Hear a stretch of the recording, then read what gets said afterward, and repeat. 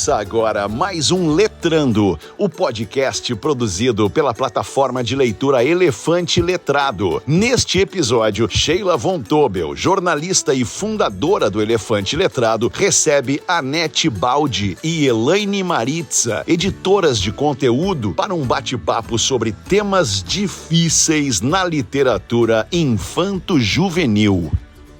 Olá, bem-vindos ao podcast Letrando.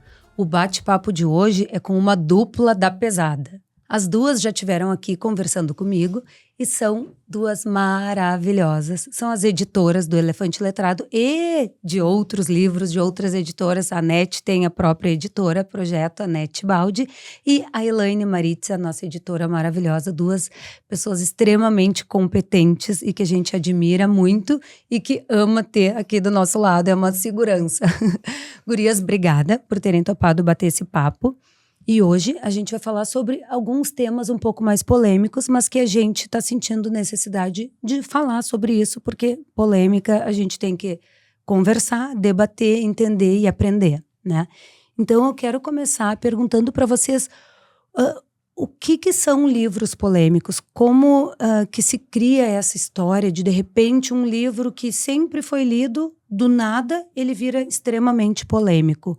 O que está acontecendo? Responde quem quiser.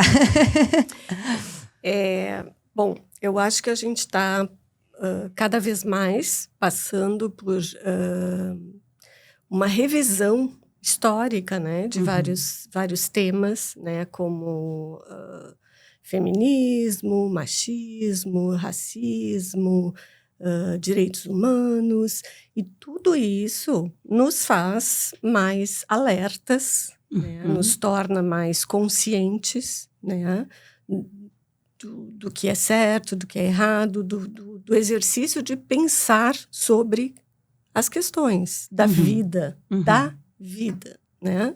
Sejam elas polêmicas ou não, delicadas ou não, né? Então, fica um terreno fértil, né, para a gente discordar de coisas que a gente pensa que a gente não tem muitos elementos para opinar. Então, é mais fácil e mais frequente hoje a gente se deparar com livros que a gente... Opa, isso dá para falar? Sobre esse livro a gente pode conversar? Né? Então, eu acho que é um momento histórico, né, que está trazendo uma possibilidade, e eu acho que isso é muito positivo, então, da gente revisar conceitos. E tem até essa história dos diferentes nomes, né, Elaine, que se dá a temas polêmicos. Hoje tem se falado em temas fraturantes, né, uma nova terminologia para se tratar temas fraturantes. Isso. Que fraturam, né? Que quebram. Sim, bem mas simples para qualquer pessoa entender. Sim, mas pensando que a fratura, né? Quando alguém fratura um braço, uma perna, enfim, ela cola, né? Então é um momento que pensa e recompõe. E eu penso que acho que são duas coisas. Uma é essa necessidade que se tem de olhar para algumas questões, como a Anete traz aqui, que é, bom, hoje a gente olha para a questão do racismo e do antirracismo, do machismo, com um olhar diferente do que a gente olhava há algumas décadas, né? Então, sim, a gente precisa revisar algumas coisas. Olha, essa expressão aqui não se usa mais. Isso aqui não é legal, né? Isso é importante, é saudável e acho que nos coloca caminhando para frente, né? Outra questão que a gente tem enfrentado, não só aqui no Elefante, mas é um assunto que tem circulado, são alguns temas que muitas vezes a escola ou as famílias não querem trabalhar, não querem olhar para aquilo. Que às vezes são a morte, né? Temas como a morte, temas como a passagem do tempo, a velhice, enfim, temas um pouco mais densos e que muitas vezes são banidos né? Não vamos trabalhar com isso, as crianças vão ficar tristes e tal. Isso é uma outra questão que eu acho que merece um olhar e uma discussão mais aprofundada. Como é que faz? A gente não trabalha isso, não mostra isso para as crianças, né? Vamos pensar nos contos de fadas, por exemplo, que trazem temas difíceis, né? Esses temas fraturantes aparecem nos contos de fadas há séculos, né? Bom, e hoje parece que tem uma certa resistência, né? Em relação a esses temas. A tratar alguns assuntos. Nós tivemos aqui no Elefante um livro que se chama Barba Azul. Esse livro foi extremamente polêmico. E foi tão polêmico que a gente acabou tirando da plataforma. Já tivemos outros que foram polêmicos e a gente decidiu manter, porque não teria por que tirar, era só desativar de uma escola. O Barba Azul, a gente entendeu que era melhor tirar. Por quê?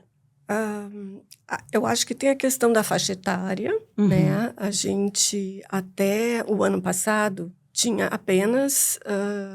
1º ao 5º ano do Fundamental 1. Só, desculpa, contextualiza o que é o Barba Azul para quem está nos assistindo e não sabe. Sim. Porque quem sabe, mas quem não sabe é importante, porque é uma discussão válida. O Barba Azul é a história daquele homem que casava e depois matava suas esposas. E deixava os corpos delas escondidos num quarto, que era fechado à chave. Né? Então, ele chamava atenção para essa chave da nova esposa, ele chama a atenção dessa esposa que está vivendo a história quando a gente lê, e ela fica muito curiosa, porque que ela não pode ir num certo quarto, mas ela sabe da chave, e ela vai, então, ser a pessoa que vai abrir para a gente ver o que tem no quarto. Né? Então, realmente é um conto dos mais fortes em termos de imagem, porque se depara com a questão da morte, da brutalidade. Sangue, da brutalidade, né? São questões explícitas para as crianças, né? A porta se abre e a gente vê o que tem lá dentro.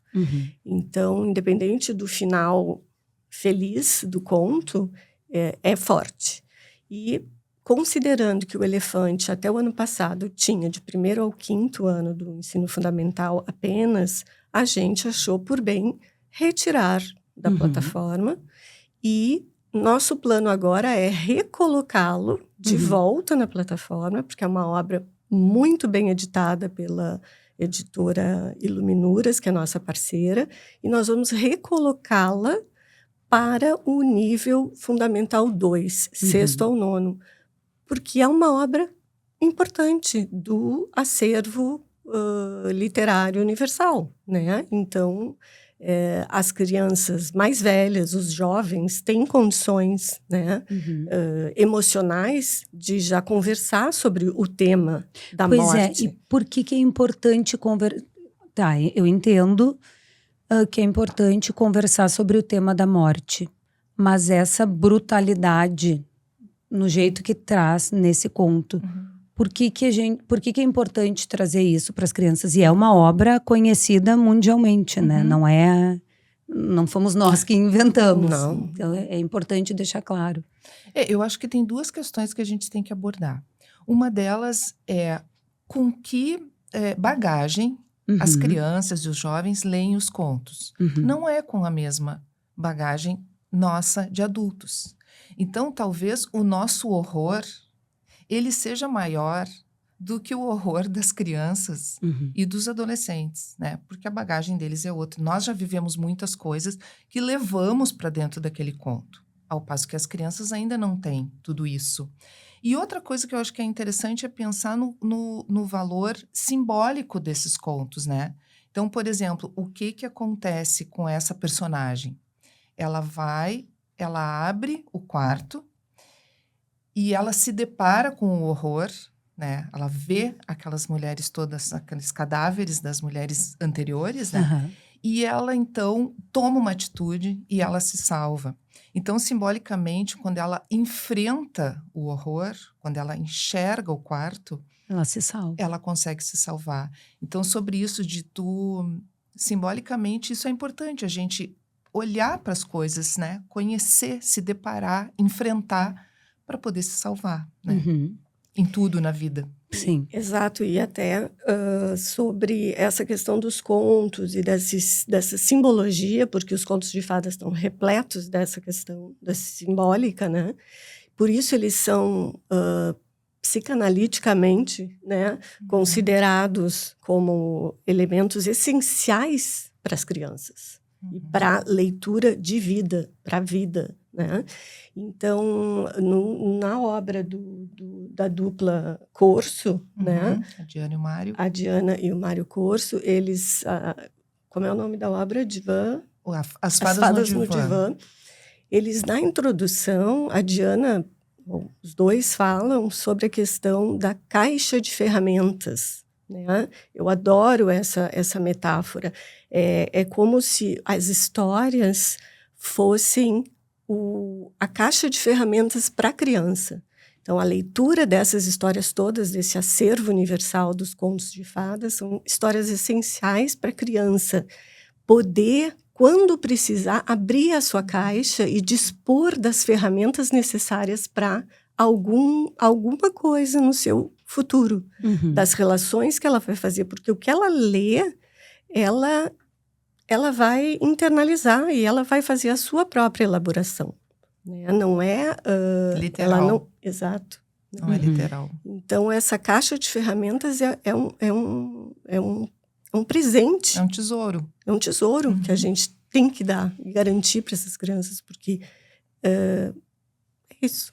E no desenvolvimento das crianças, o que vocês, como editoras, entendem que a criança deve ler?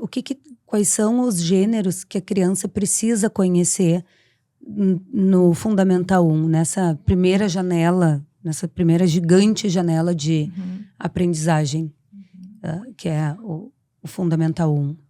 Eu acho que o que primeiro, eu acho que já vem com a criança é a poesia, né? São as cantigas, é a poesia, é a rima, né? Todo esse material, a parlenda, que já é quase que natural da criança, né?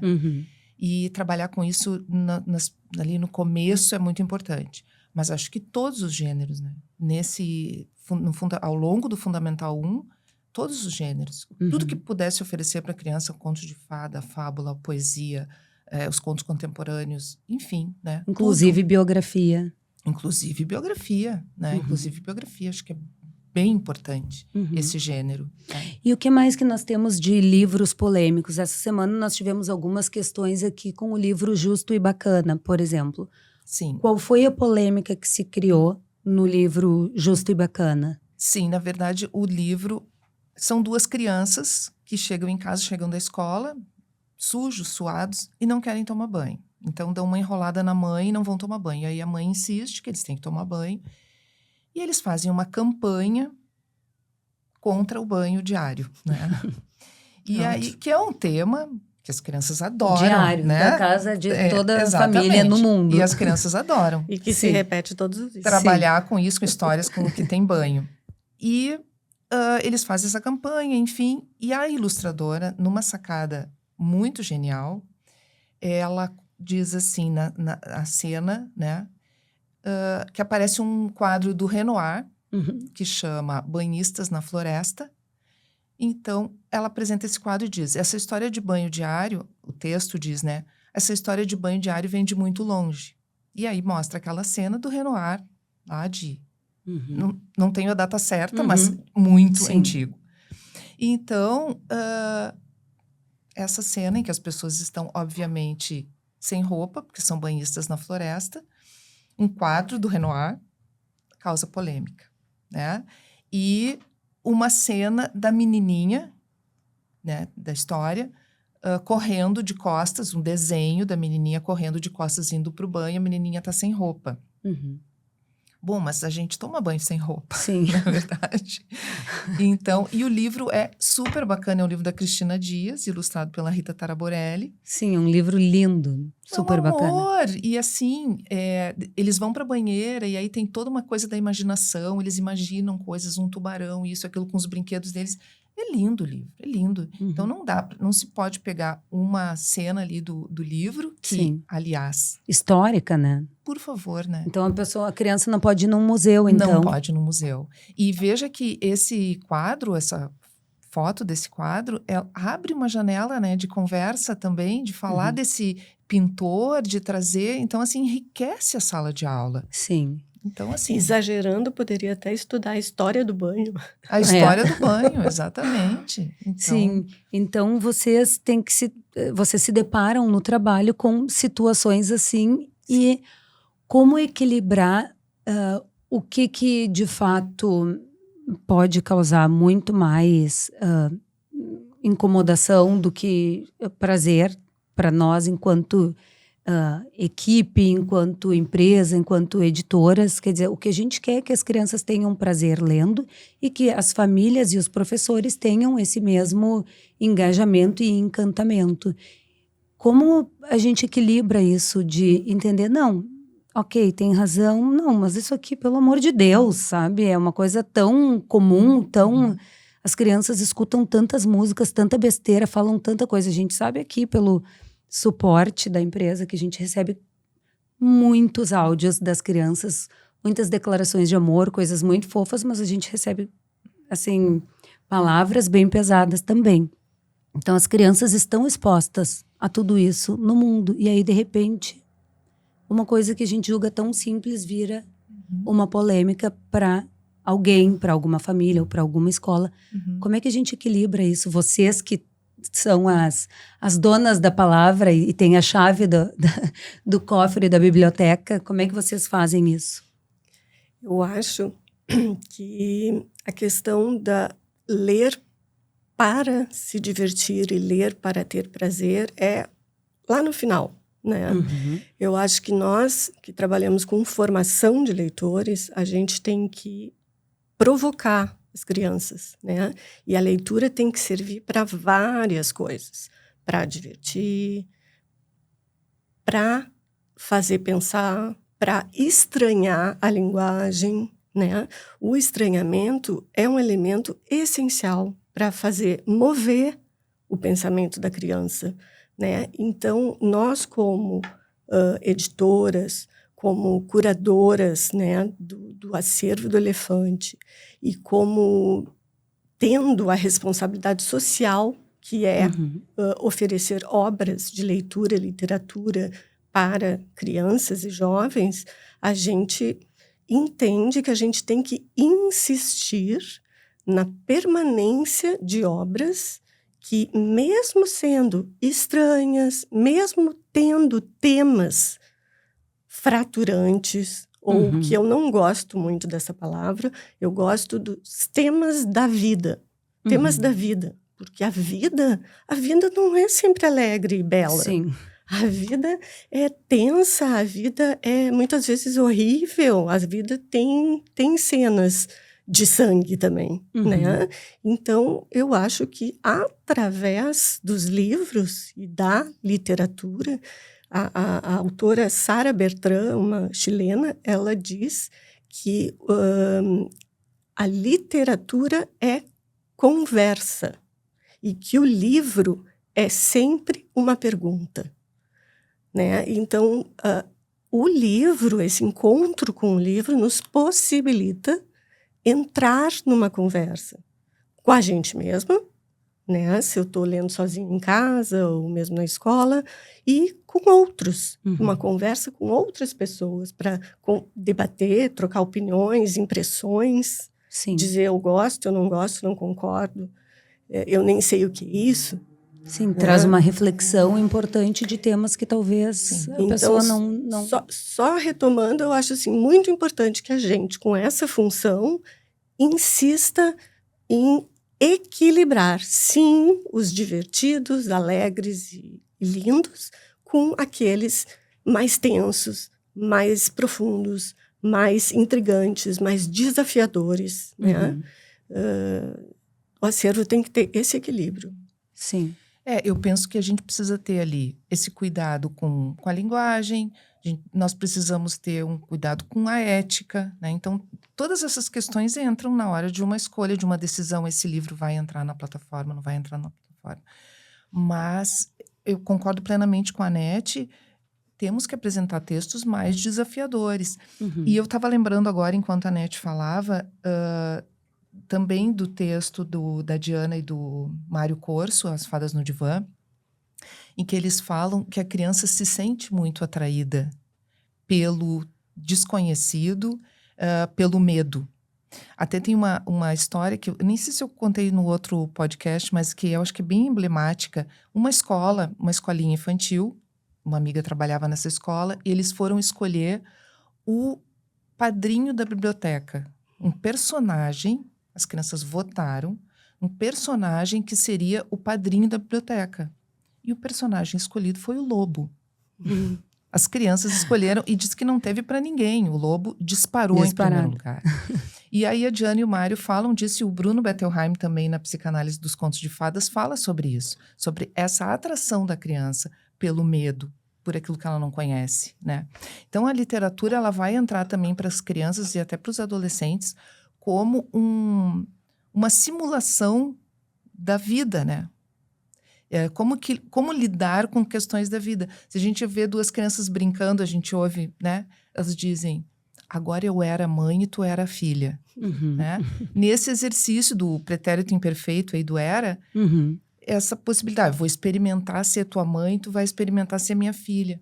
E a literatura promove isso, né? Essa experimentação da vida que vai ser depois. Sim. Né? Então, tirar das crianças a possibilidade desse contato com todos os temas é tirar delas ferramentas lá da caixinha, Da né? caixinha. E depois, eu acho que tem uma questão que a gente precisa falar, que é tomar o livro como uma verdade absoluta, né? Então, tudo que está escrito no livro é uma verdade, é uma ordem.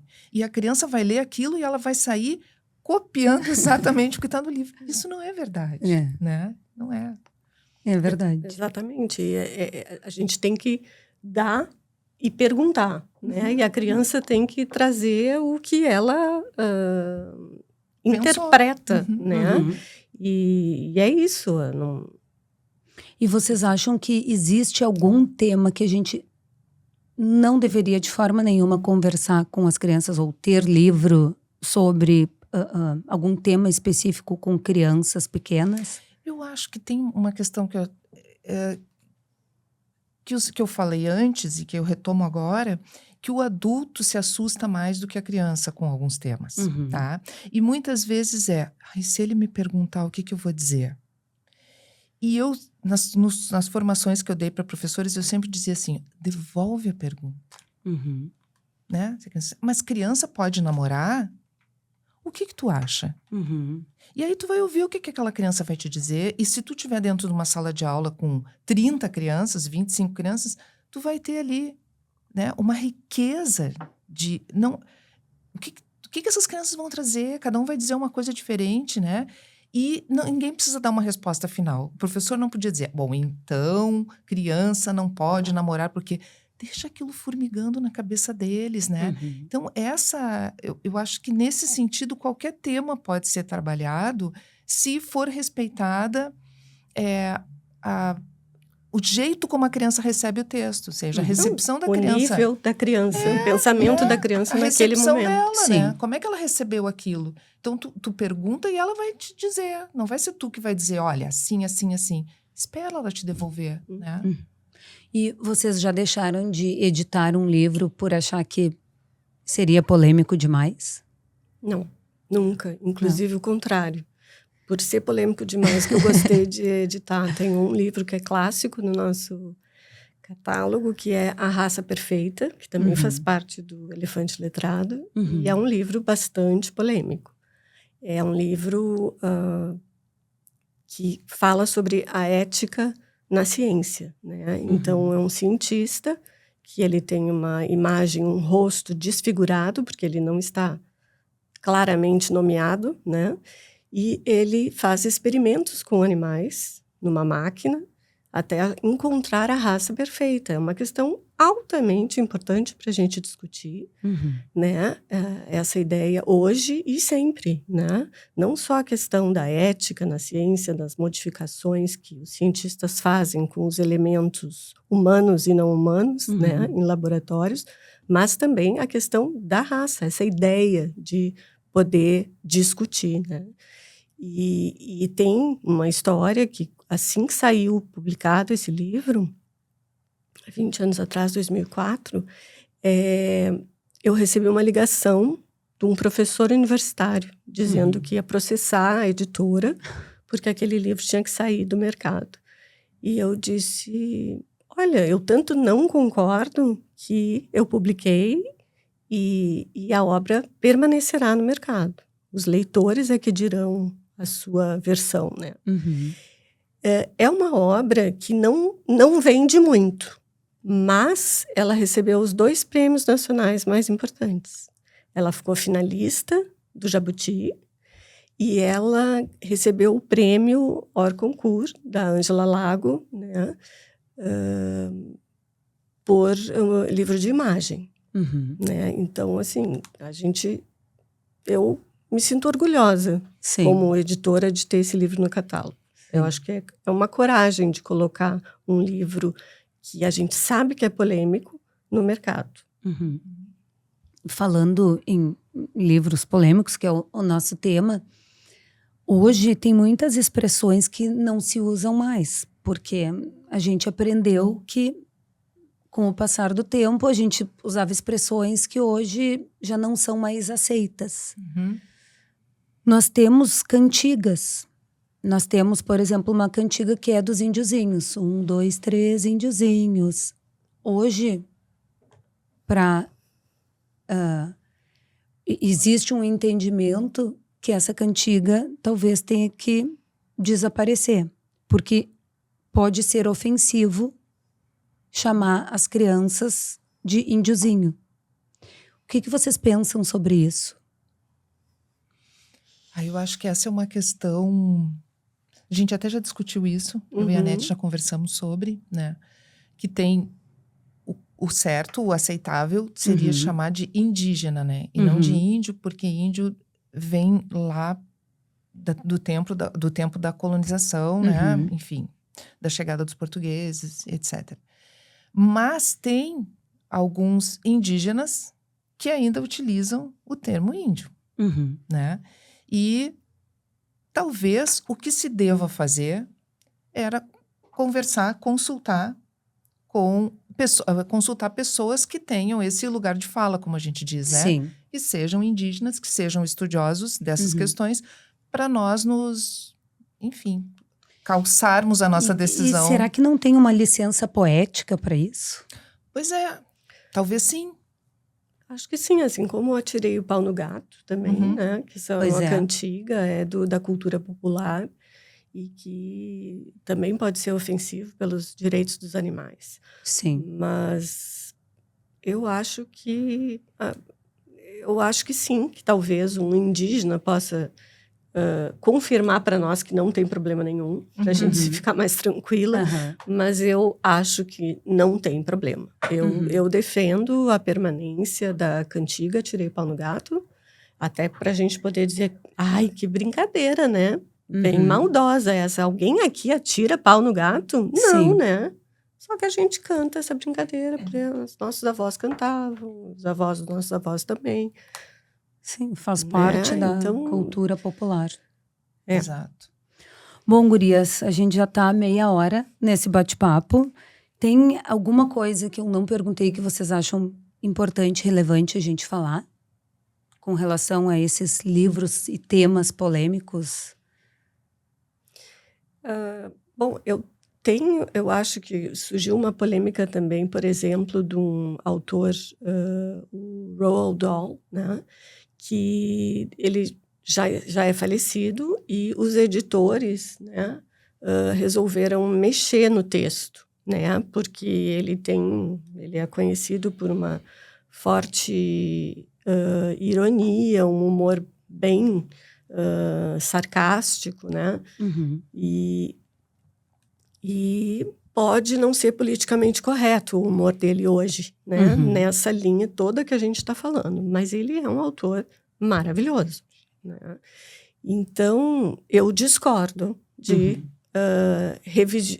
dessa revisão que se faz. De modificar o texto dele. Assim como eu discordo de mexer na obra do Monteiro Lobato, por exemplo, né? Porque eu acho que o Monteiro Lobato está morto e ele representa um pensamento na história da literatura, né? Ele tem todas as suas há muitos elogios a se fazer ao Monteiro Lobato em termos de linguagem, inventividade, originalidade, até de mercado editorial, né? Mas há muitas coisas condenáveis, né? Ele é, sim, racista. Isso não há dúvidas. Mas a gente não, por isso, não deveria eliminar as obras de Monteiro Lobato. A gente tem que ler o Monteiro Lobato para entender o que é ser racista. E onde está o elemento de racismo nessa obra. Aí é diferente. E a mesma coisa, esse autor, né, a questão do revisar depois de morto. E um caso que a gente tem na editora, a gente tem uma obra que foi primeiro ano da editora, o codinome Duda, e que a gente fez uma edição comemorativa de 30 anos no ar, né? Ele já tem agora 31 anos, com o próprio autor. Aí é diferente, o autor está vivo e ele quis fazer uma atualização da obra, né? Referências temporais, né? Porque ele quer se comunicar com aquele adolescente da mesma forma que ele se comunicou com o adolescente de 30 anos atrás. Então, ele quis mexer em algumas coisas e mexeu em questões de machismo, por exemplo, da personagem, né? O menino, o Duda, em relação a Cláudia, né? O Duda e Cláudia. E, então, aí é o autor vivo fazendo Sim, aí a obra ajustes, é dele, ele pode escolher o que quiser fazer. Exatamente, é muito diferente, né, do que o editor, por bem do mercado, fazer decidir. uma alteração. Eu acho que eu quero falar com os professores, sabe? Boa. Dizer para eles que, às vezes é isso, o pai bate na porta da sala, né? Dizendo, como assim, professor, esse livro, né? Então, o que eu diria para os professores se prepararem. Se prepararem como? Lendo, né? Então, leia, por exemplo, Michel Petit, a Sara Bertrand, que a Nete... Quer mostrar daqui que eu vou mostrar. Agora há pouco. A Cecília Baju, a Yolanda Reis, né? O próprio Gaston Bachelard. Ler esse pessoal, a psicanálise dos contos de fadas, né? Com o Bruno Bettelheim, as Fadas no Divã, da Diana e do Mário Corso. Então, assim, se munir, né, de teoria para poder dizer, como nós aqui, a Nete e eu, nesse momento falando sobre esses temas, isso aqui não saiu simplesmente da cabeça da gente, né? Claro. Nós, quanta leitura tem aqui, né? Não somos nós que estamos dizendo. Então, eu acho que se calçar em teoria, e para poder também chamar esse pai para entender, olha, pai, muita gente já pensou sobre isso, né? Muita gente já estudou, veja bem. Então, eu diria que os professores têm que se preparar mais para enfrentar esses momentos e ajudar esse pai, essa mãe, essa família a entender que aquilo é legal para o seu filho, né? Sim. Que não está fazendo mal, está fazendo um bem. Aqui a gente trabalha com muitas escolas, né? Então, a gente percebe muito claro escolas que sabem exatamente o que querem e o que estão fazendo. O pai reclama, mas a escola tem toda uma bagagem para dizer não. Isso aqui é assim mesmo, por isso, por aquilo, por aquele outro. Mas tem escolas que cedem a tudo que os pais pedem. O pai reclama, a escola vai lá e tira e não tem um argumento para explicar o porquê que aquilo é importante, né? Então, como é relevante que os professores se preparem para isso, porque os pais muitas vezes não sabem. A escola que está ali e que deveria saber por que está tratando daquele assunto, né? Por que aquele livro é importante, o que vai deixar para a criança, qual é a reflexão que a criança vai fazer com aquela obra, né? Sim. Então, e ler sempre os livros antes, né? Os livros que vão ser oferecidos para as crianças, para os adolescentes, o professor tem obrigação de conhecer muito bem aquilo que ele está oferecendo. Sim. Agora há pouco teve uma polêmica de um livro que foi escolhido, acho que pelo MEC, e que deu vocês lembram desse caso? Que deu uma super polêmica, não lembro nem o que era. E aí, na verdade, tinha sido escolhido, inclusive, pelo governo anterior. Vocês lembram desse caso, não? Foi o caso do livro do Jefferson. O Avesso da Pele. Sim. Né? Na verdade, o Avesso da Pele é um livro que foi selecionado para ensino médio, né? Mas as escolas podem fazer a sua própria lista. E aí o que aconteceu é que a escola selecionou esse livro. Sem ler. Sem ler, né? E aí fizeram aquela leitura, na verdade, de abrir uma página e pegar uma frase cena fora de contexto. Fora de contexto, e aí se criou toda uma polêmica, mas, enfim, ficou muito nítido que estava descontextualizado, né? Que a história não era bem assim, e que era um livro, sim, adequado para o ensino médio. Para o ensino médio. Bom, então a importância de ler de verdade, né? Exatamente, todo o livro. Eu acho, Sheila, que a gente pode pensar numa ideia, Elaine, tu e eu, para 2025, quem sabe a gente fazer alguma coisa para pais, né? Porque a gente só pensa em termos de formação de professores, né? Vamos formar os professores, vamos levar a Sara Bertrand e a Diana Corso para os professores. Mas eu acho que a gente podia fazer alguma coisa para os pais, porque é importante a gente também formar pais que também precisam discutir essas questões que às vezes... E participar do processo, né? De entender, leitura com os alunos, discutir com os e saber tudo isso que a gente está falando, né? Então pode ser um outro campo interessante, Sheila. Fica aí a ideia. Se vocês tiverem tempo, eu já estou topando. Vamos embora. Bom, muito obrigada pelo tempo de vocês, obrigada pelas explicações. Temas polêmicos são sempre... polêmicos. De abrir essa conversa. Então, eu acho que a gente está aqui também para ajudar a trazer essas conversas e não deixar num tabu, né? Bom, é polêmico, deu problema, vamos falar, vamos conversar, não tem nada que conversando a gente não possa entender e compreender melhor, né? Então, obrigada pelo tempo de vocês e pelas explicações. Obrigada pela oportunidade. E para você que nos assistiu, se puder curtir, comentar, compartilhar, a gente agradece. Até a próxima. Este foi mais um Letrando, o podcast do Elefante Letrado, com a apresentação de Sheila Von Tobel.